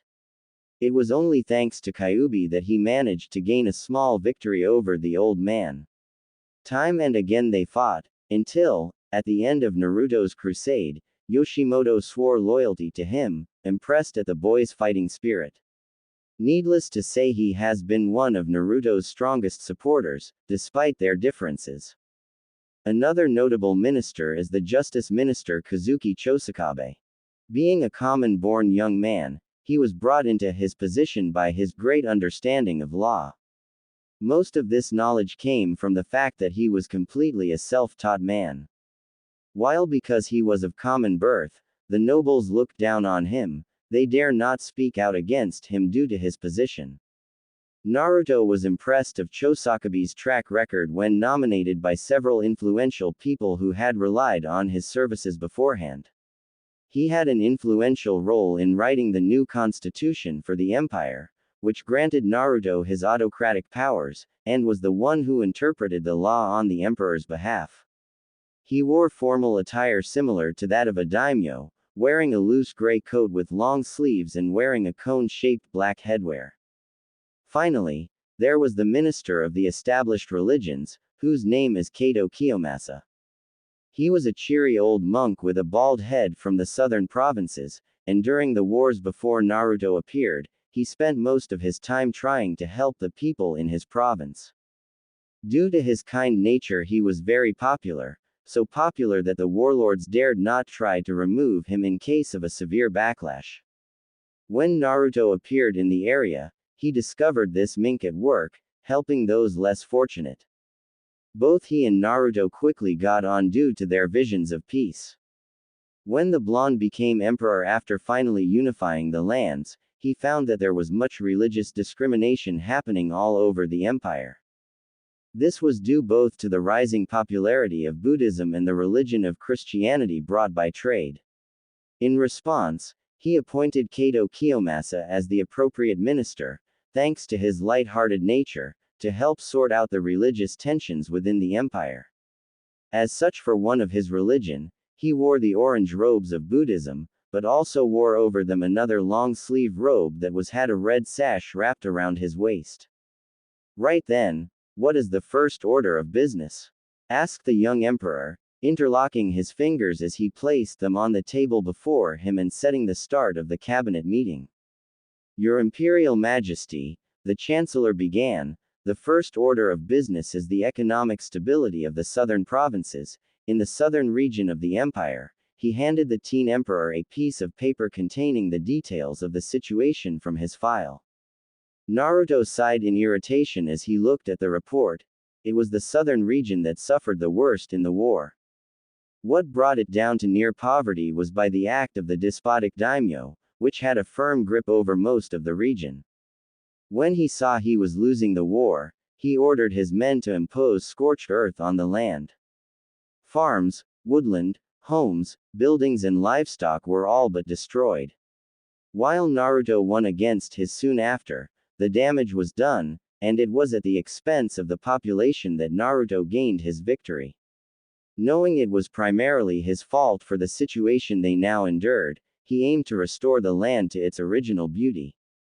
Furthermore, restoring the southern lands, which was primarily open plan, could mean that large farms could be built to benefit the whole empire. The poor souls, It seems that the evil that plagued them for so long still bears its curse upon them. Kato spoke in a calm, yet wise tone. He personally did not blame Naruto for what happened in the south. He knew that eventually the daimyo would cause great misery even if Naruto didn't appear. Upon seeing what the tyrant did firsthand, he knew that after the southern province was finally restored, the people would flourish under the empire. It is a serious situation still, I'm afraid, the chancellor continued while shuffling the papers in front of him. While the other regions, particularly the west and east, are seeing a significant increase in trade, commerce, and agricultural expansion, the provinces that make up the southern region have made only diminutive gains. The Minister of Commerce stated his piece. Indeed, commerce has had a significant boost in the central, western and eastern regions of the empire. People are now starting to become affluent enough to start their own businesses. Trade guilds have been working with the commerce in the west, making that region even more prosperous than before. Agricultural goods have also seen an increase in all the other regions. Many farmers now have enough spare produce to be able to sell far more on the markets. Furthermore, the new tools developed by the research guilds, such as using water power with watermills for the irrigation the land to help with the regrowth of crops, also with other tools invented, would easily bring a greater amount of crops for the future, the Minister of Agriculture put in. As such, people are not feeling the strain of food supplies like it was when this empire was first founded. It is clear that more investment is going to be needed in order to attempt to re-establish the southern region to its former state. The rural landscape, if restored, could provide us with the agricultural farms needed to put the final strain of food supplies to rest. Also, we would have enough room to be able to construct any other vital storages needed for the empire. While it proves to be an annoyance now, I know that bringing back the southern provinces will be a benefit to the whole of this empire. As with the new inventions for agriculture, the amount produced would be astronomical, Naruto concluded. Many of the ministers nodded their heads in agreement. Like the northern province, it was proving to be a pain. But in the long term, it would provide essential materials to bring the empire to splendor. However, the chancellor looked quite uncomfortable at the young emperor's conclusion. That's the problem, Your Imperial Majesty. Naruto turned to give him a questioning look. If we are to give any more investment to the southern region, due to our current economic state, it would mean that we would have to cut the investment of the other regions. We are at the limits to our current budget capacity with our reconstruction program for the provinces in question. Naruto sighed again, this time in annoyance. If he was to cut the budget to the other areas, it could stunt the growth. On the other hand, the current budget for the southern province was not doing enough, and at that rate, it could drain much needed resources to the empire. He could hear the advisors behind him giving him the pros and cons of both decisions. He had to come to a decision. Very well, have the budget and investment for the other regions cut to help support the supplies needed to restore the southern provinces. Also, have the program looked at to see if any alterations can be done to improve what we can get out of the budget. I want more emphasis on buildings and agriculture. Let's see if we can restore the infrastructure first and foremost. Very well, Your Imperial Majesty, the Chancellor gave in, reshuffling his papers once more. At this, Kyuubi smiled. It seems Naruto learned a lot about taking risks. He could understand his determination to bring back the southern lands, as he felt it was his fault they were in their current state. What he hoped was that they didn't let that one goal overshadow all the others. Be careful, Naruto, that your determination does not become an obsession. Naruto, Kyuubi spoke in a hushed tone so only Naruto could hear. The teenage emperor nodded in recognition of his friend's worry. He was determined to get the southern lands back on course, but he would always make sure to see the bigger picture. Are you sure this is wise, Your Imperial Majesty? Asked one of his advisors. I am looking at the long term. The southern provinces would reap great rewards if it able to flourish like the others, was his reply. Right. Any other business? He asked. opening the floor to the cabinet. Your Imperial Majesty, the Emperor turned to the Minister of Research and Development. He was working in close relations to the research guilds that were located within the central region of the Empire. We have discovered a new invention, brought forward by the guilds interested in protecting the Empire, which could prove useful in the future. He handed the boy the paper, which showed the invention and the details of what it was. Then the minister reached down next to his chair and brought up a jar with what looked to be a black powder, onto the table. The members of the cabinet all began to eye the object with interest. They call this gunpowder, and it has quite a range of uses.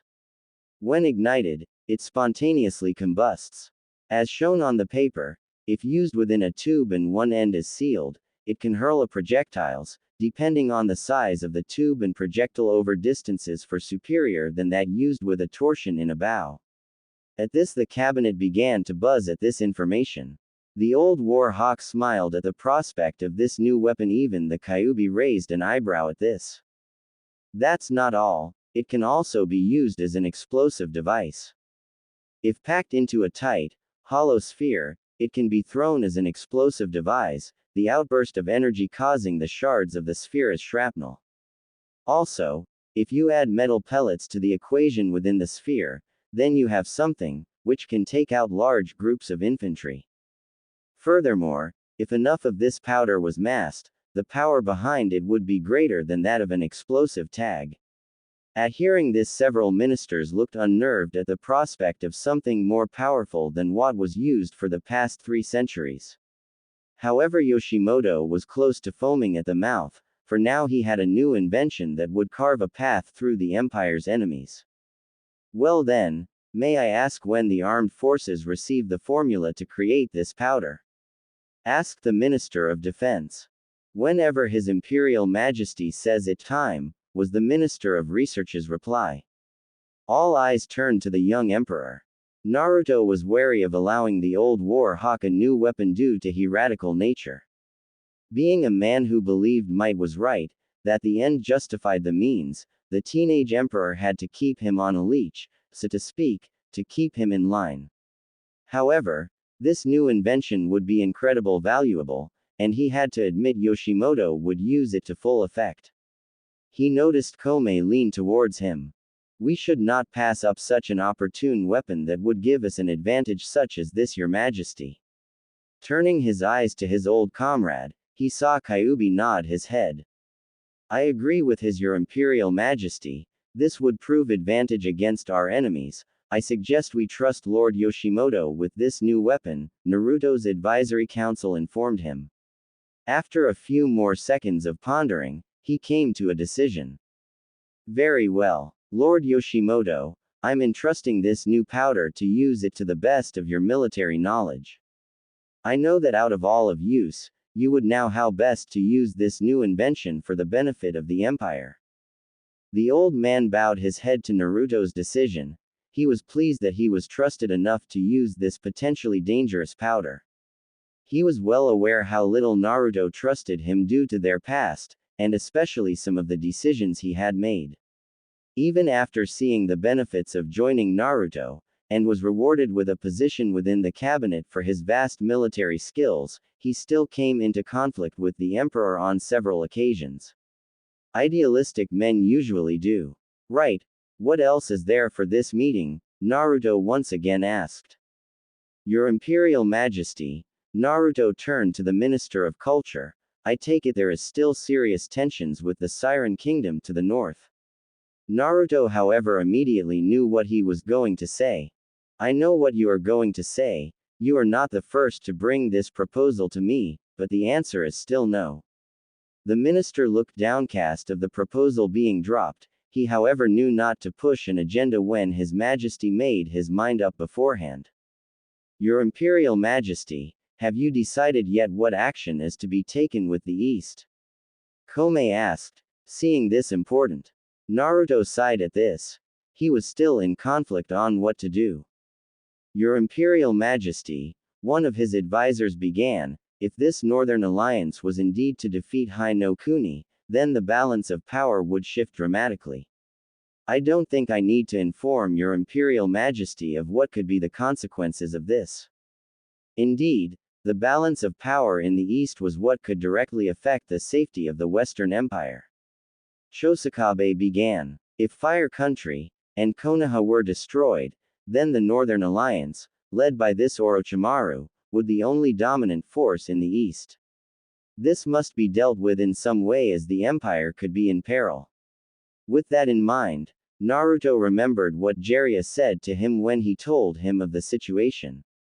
Because you are better than them, better than me. You never once let your hatred rule your judgment. You never once left people alone when they were at their time of need. So show them you are better than them. Prove to them that you aren't what they think you are. Jiraiya soon left after his small confrontation with Kyuubi, hoping to find more info in his spy network. He was not convinced, however, of the Sanin's intentions, so he ordered one of Kazuma's sentinels to keep an eye on him. Indeed, Kyuubi's voice brought Naruto out of his musings. While we won't gain anything of material value from help the Land of Fire, it would certainly keep the balance of power in line. As I have said before, the best way to weaken an enemy is with another in a power struggle. This time, however, Kome interjected. I should not have to remind His Imperial Majesty of the state of our army at this moment in time, however. Most of what actual force that is properly is in the northern region keeping the raids at bay. The rest of our army won't be ready till the next few months. At this Yoshimoto replied. It is not you have, it is how you use it. As our force currently stands, we have 3 legions of the Empire standing. All these have the unit strength of 100,000 men each. 2 of these legions are in the northern region, as you said, Lord Kome, but surely 1 legion would be enough for this. No, it won't, Lord Yoshimoto. At this, everyone turned to the speaker who just joined the group. It was a man clad completely in a black robe complete with hood, but also a high-collar black cape as well. Hey Lord Kazuma, the young emperor spoke gently. The figure turned and bowed to him. Your Imperial Majesty, I had a feeling you would have wanted to find out our potential enemy strength, so I sent my sentinels to find out what we could be up against. He then turned to address the cabinet. The ninja of the eastern villages are all versatile in their fields. Numbers won't mean much if your opponent can negate this. The ninja of the east are a cross of tradition ninja and samurai. From reports I have received, both Iwa and Kumo have army strength of 1,000 well-trained ninja each. This number is increased when you take into account the ninjas from the Sound Village, which is roughly 600. This is increased further by the rogue ninja he managed to employ. This ninja force when combined is about 3,000 in total. The daimyos of those countries also have armies of their own, which are at least double the numbers of ninja of their respected ninja villages. Kumo's daimyo is a military man, and thus out of all the rulers in the east, has the largest army. A force of roughly 5,000 men, but this is due to the conscription policy he uses. So while it's large, many of the men are untrained. Iwa on the other hand has a force of 2,000 men, but these men are properly equipped and are given a great deal of training. These soldiers are the most dangerous out of the members of the Northern Alliance. If you include the smaller villages also allied to this alliance, with a varying amounts of men at their disposal, then the numbers are approximately 13,000 men on the side of the Northern Alliance. At this, a minister jumped up from his seat. What? 13,000? Kazuma nodded. When are the next legions due to be ready? Asked another cabinet minister. 2 imperial legions will be ready in about 2 to 3 months, and after that another 3 more will be ready in about 6 months' time. Yoshimoto informed them. Naruto decided to end it here. We shall wait until something critical happens. If we are lucky, the eastern countries will stay in this standoff long enough for the other legions to get ready. Lord Yoshimoto, I want the 3rd Imperial Legion in reserve relocated to the eastern region. If we have to get involved, I would prefer to be ready. At this, Yoshimoto bowed his head. Right then, is there anything else? He asked once more. This time no one said anything. Then I do believe that is the end of our meeting, Naruto finished, and with that, the members of the cabinet began to disperse. As they walked out they bowed their heads to Naruto in respect to their emperor. Your Imperial Majesty, as Naruto sat up from his chair, he turned to see who was calling him. It was Yoshimoto. I didn't want to bring this up in the meeting as it essentially strictly military business. We have a few new weapon designs that have been put to the test. I was wondering if Your Majesty was willing to see these new weapons in action later on this week. Naruto gave a small smile. With pleasure, Lord Yoshimoto. With our current situation, we are going to need all the technological advantage we can get over our enemies. I would love to see these new weapons in action. At this, Yoshimoto bowed his head in thanks, before leaving to join the other ministers in their respected fields of work. The people left with Naruto was Kome, Kyuubi, Kazuma, the Praetorian Guard and his advisors. It seems that we may get involved after all then, Your Imperial Majesty, Kome noted, seeing the way the events were turning. Your Imperial Majesty, one of the advisors quipped, would it be best to inform the countries between us and the eastern countries of us possibly moving through them? If we don't, it could prove to hinder us diplomatically in the future. Naruto shook his head at this. No, I would like for this to as quiet as possible. The countries west of Earth have joined the alliance, and so are effectively right on our borders. If Orochimaru got wind of our troop movements through those countries, he would get suspicious. For now I would prefer to keep these troop movements strictly confidential. Lord Kazuma, have your sentinels keep a close eye on the Northern Alliance. If they so much as relocate their forces, I want to know. Kazuma bowed his head to His Majesty's orders, before disappearing in a puff of black smoke. Kyuubi gave a sigh. To think all this commotion because of what that old Sannin told you, then again it was beautiful to see his expression once he saw me. At this Naruto gave a chuckle at the memory. Flashback. Jiraiya stood in complete fear as he gazed upon the nine tails in human form.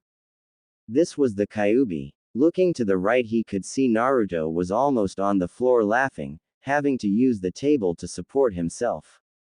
Behind him the two men who were with him, later found to be Kome and Mitsuhide, gave smiles of amusement at the old man's predicament. They must really find his fear quite amusing as just to stand and watch him. Finally he managed to regain his voice to ask the question. Why you're the Kyuubi? He asked with a shaken voice. For a second he felt a violent and horrific killing intent, which forced him to his knees, a killing intent that could only have come from the demon lord himself. Said demon was smiling at him. I hope that answers your question. He turned to Naruto. You okay there, Naruto? He asked with an amused expression. Naruto finally stopped laughing, and managed to stand up straight, regaining his composure. I'm fine, Kyuubi, he replied, humor dancing in his voice. He turned to his godfather, who looked close of having a heart attack. Here was the demon that nearly destroyed Konoha 19 years ago, and Naruto was standing next to him like he was an ordinary man. Naruto, you do know he is the Kyuubi? He asked, trying to understand what was going on. Naruto smiling and nodded his head. How did he get out? I thought that the seal was near unbreakable. Naruto's smile only widened at the statement Jiraiya made. Well, I broke it, he said. Turning to Kyuubi he spoke again. Kyuubi, unlike popular belief, isn't the bloodthirsty monster that everyone portrays him as. He then turned to Jiraiya. He was the one who helped me unify this country. The Toad Sage finally calmed himself down. I hope you know what you're doing, Naruto, he spoke with a serious tone. I will trust your judgment. But unlike you, I have bad memories with him. The Kyuubi signed, getting the Sannin's attention. You know, if I had a choice in the matter, I would never have attacked Konoha in the first place. Jiraiya raised a brow. I was under the control of a very old Uchiha, who made me attack the village because of his own hatred for it. So I am not to fully blame for the attack, for I was merely the weapon used by the Uchiha. Jiraiya understood what he meant, for the kunai isn't to blame for the killing, but the person wielding it. Flashback end. Naruto was quite surprised that the two would get along so well. He believed that Jiraiya would have tried to fight the demon, but soon realized that would be stupid on his part. He sighed. Still, in some ways Konoha was his old home, even though it really didn't act like one. But then again he felt he was really doing this for the Empire's benefit of not getting drawn into a long-term war. Using Hai no Kuni as the land to face on would be much better than having to fight on the Empire's own soil. And there was Hinata. She would surely die if Konoha fell. He admitted that he still held deep feelings for her, but how did she feel about him? He remembered the late Sarutobi's speech about the will of fire, and in many ways he had to thank the old man for being the family he never had, the grandfather that always looked after him. In fact, if he were still alive he would have gone and supported Konoha straight away, because he was one of the few who treated him like a human, again like Hinata. He was brought out of his thoughts when heard a knock on the cabinet door. Turning, he could see Mitsuhide walking in and bowing to him waiting at the door. "Pardon me, Your Imperial Majesty, but there is a lady waiting to see you in the guest lounge," he spoke. Naruto raised an eyebrow. Who could it be? Did she say who her name was? The head servant looked deep in thought as he tried to remember her name. Upon seeing so many guests all the time it was hard to remember all their names. Then it suddenly came to him. Ah yes, now I remember. She said her name was Yukie Fujikaze. At this Naruto smiled, one of the few people outside the Empire he could say truly was a close friend. He turned to the rest of the group that he was with. "I will leave you now to your duties, as I have a lady to see too." At this Komei and his advisors gave bows before they left, while Kyuubi just gave him a grin, before attending to his own business. The Emperor then left to the guest lounge, his bodyguards in tow. The team from Konoha stood in awe as they appeared in front of the gates to a large city in the Empire. The walls stood tall, towering over them as they saw how high they were. They could see soldiers on the battlements, patrolling the city perimeters. It was ironic that it would be the first thing they found when they crossed the border to the west. Kakashi turned to the others. "Okay. Take off your headbands and take out your false identity cards. We must not tell them we are from Konoha, or they could get the wrong idea." The other nodded, understanding the situation, and did as they were told. Kakashi even took off his face mask, which came to a shock at the others. Finally they saw his face. He turned to them. "What?" he asked. The others just shook it off, while put a simple headband on to cover his Sharingan eye. After getting ready, they started to walk down to the main gate. Upon arriving they were stopped by a group of guards standing on duty. The team's surprise, they were samurai, and well trained at the stances they took. This easily showed them that in this part of the continent, being a samurai was highly common, unlike in the East where they were merely private retainers. "Halt. State your business here." The guard who spoke was easily seen as a veteran due to his age. The others looked only to be in their late 20s and 30s, as such the old one must have been the leader. Kakashi took the lead. "Hello there. We're a group of tourists from the East," the Jonin replied. "We came to see the Empire sights, as they were told to be quite exquisite." At this the guard merely laughed. "Well, I have to say we get a lot of tourists in the Empire ever since it was officially founded. Ever since the war ended, things have been a lot more quiet than they were before the Emperor liberated us from the chaos," he explained. "If I had to recommend a site, I would say you would want to go down to the Jishang province in the northwest, and visit the Dragon Temple. If you're lucky, you may get to see a real, live dragon." At this the Konoha nin looked shocked. "A real dragon?" The guard laughed again as he saw the looks of disbelief on their faces. "Yes, a real dragon. That's why it has been titled, the Land of Dragons, because of that reason. Near its location is Dragon's Peak, where they reside. It is said, That he who controls the temple, controls the dragons. Well, if it is true, then the emperor has some mighty allies under his command. Sakura saw the perfect chance to ask some questions about the emperor. Speaking of the emperor, what is he like? She asked, trying making herself sound as excited as possible. I have to say he is by far the best ruler ever to come across the western continent. We are truly blessed by Kami, the guard started. He loves his people dearly, and tries not to resort to force, only seeing it as a last resort. He is truly a charismatic individual. In fact, half of the wars he fought were in fact with words, and not swords. Either way, he won them all. But he is not the type of person you want to cross if you anger him, which would be a feat all on its own, because if you do, then his vengeance is swift. Luckily, that rarely happens. He is only 19 years old, and yet he manages to rule the empire with great wisdom.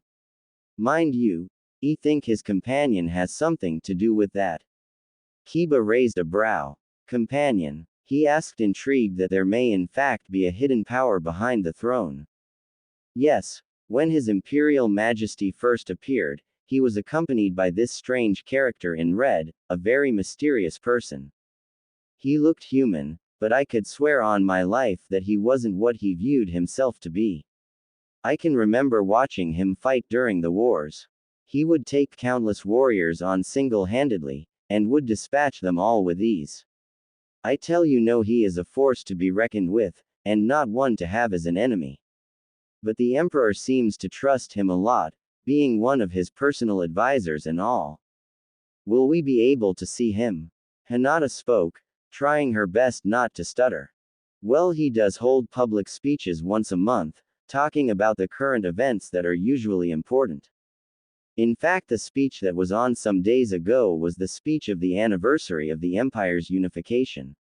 I have to stress he is a very good public speaker, able to capture the crowd's attention with just his words. But if want to try and see him on a one-to-one, I think that won't happen. Kakashi frowned slightly. It would be difficult to get an audience with the emperor if this was the case.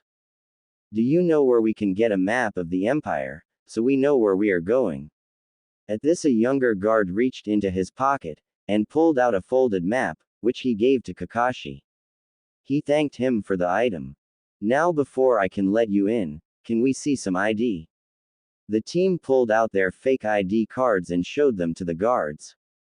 Security's tight, Kiba commented, before being silenced by a glare from Kurenai. The old man sighed. Yes, it has to be, he said, gathering their attention. With that war that's going on in the east, there is a fear that it could spill into the west. The emperor really doesn't want to get involved in this war for some reason.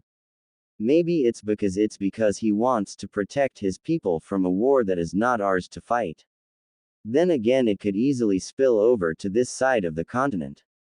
Suddenly, for the team, it felt that getting the emperor to join forces with Konoha had just gotten a lot harder. Finally, the gates opened, and they were led into the city. But with all this happening, one of them noticed that not far from their current position, they were being watched by a black-robed, hooded figure, who had in fact watched them since they crossed the border into the empire. Well, it seems you have been busy in your court by the sounds of this, Naruto quipped as he listened to what had been going on in Spring Country. Yukie, also known as Koyuki Kazuhana, merely laughed in response. They can be bothersome at times. Being a daimyo is not easy, I have to say, with all the work that comes with it, she replied before finishing her red wine. How do you cope with it? Essentially, I just get it over with. Then again, I don't delegate much, so I make near enough all the decisions.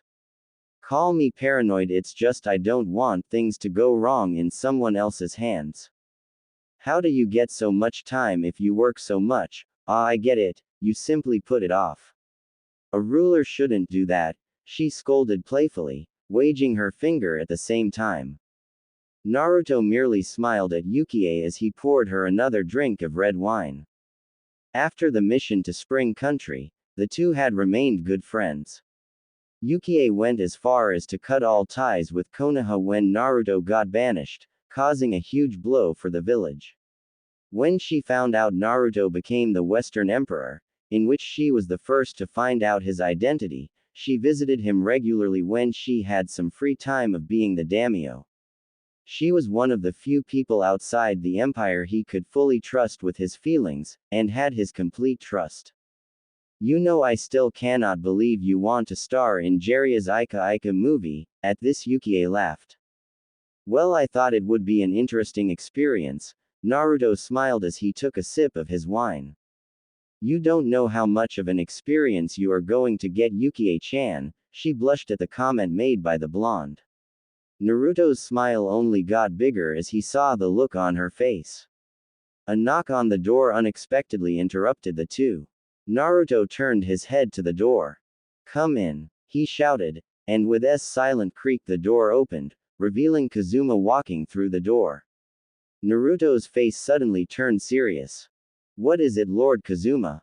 He asked. The figure looked to do a sign as he explained what he had found.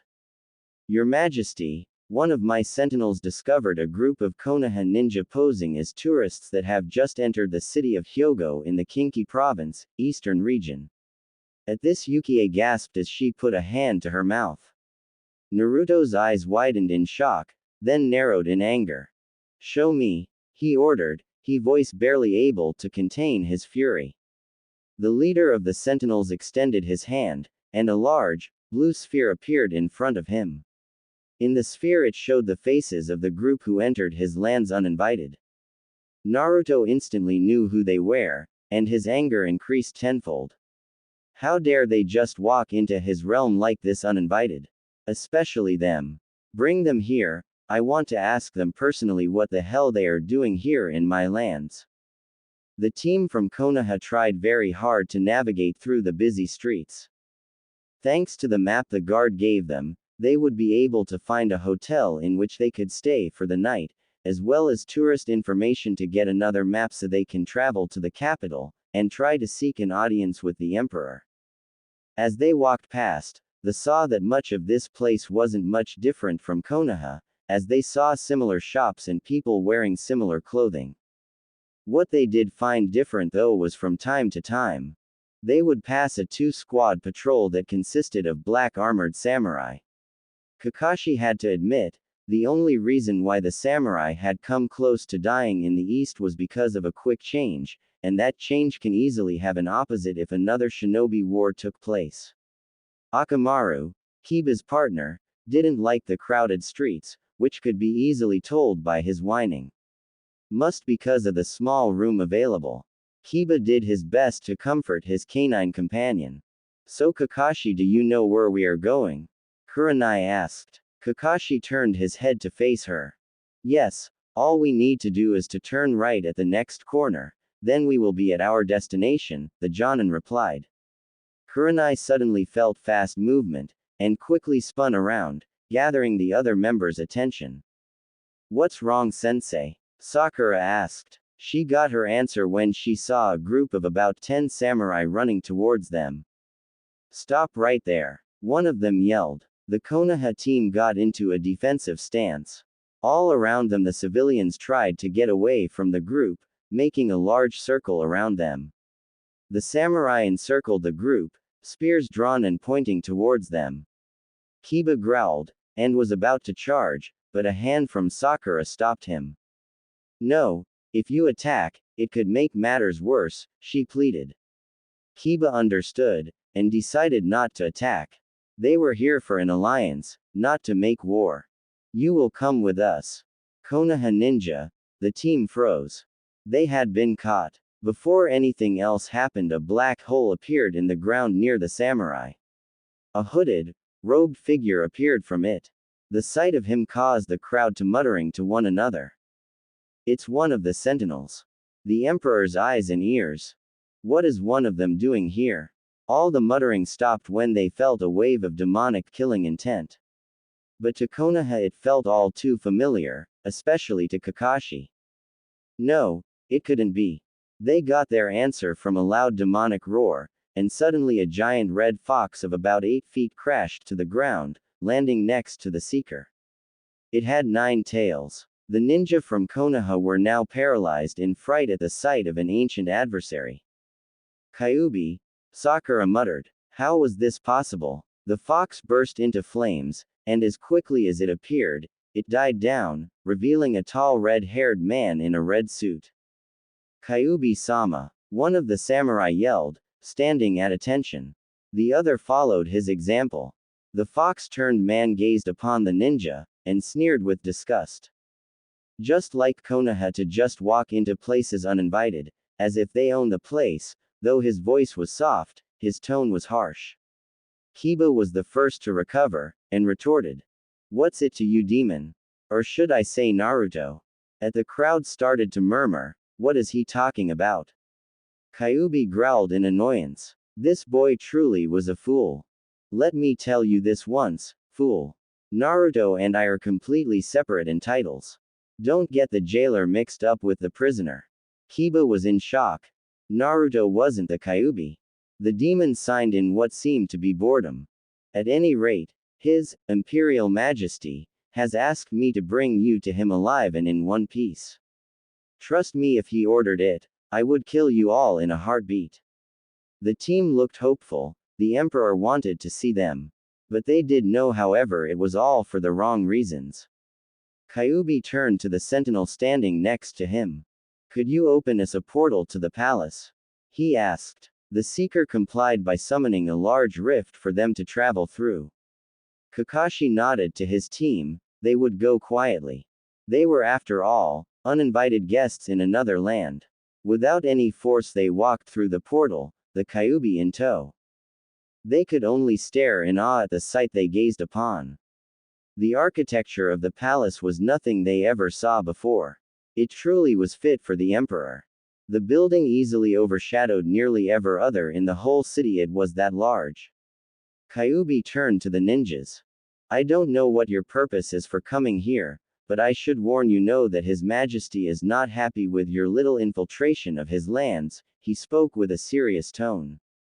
The large gates in front of them opened, allowing them entry into the palace. Come, he ordered, and they all obeyed. They had to if they wanted to see the emperor.